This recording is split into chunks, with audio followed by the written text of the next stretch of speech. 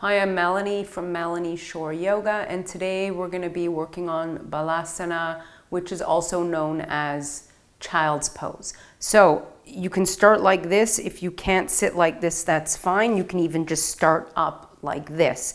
You're going to bring your knees a little bit open, and you're just going to go forward like this. Your hands should be behind you, but you can also bring them in front of you if it's more comfortable. Make sure you're not up like this. Your shoulders should be down. This is a good pose for resting. It's a resting pose. It also stretches out your back. If you can't do this, some people can't bend like that, you can get a yoga bolster and you can go forward however you're comfortable on the bolster, wherever is comfortable for you, depending on how flexible you are.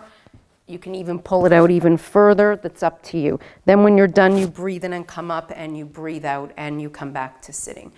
Thank you for watching, and I hope you enjoy doing Balasana at home.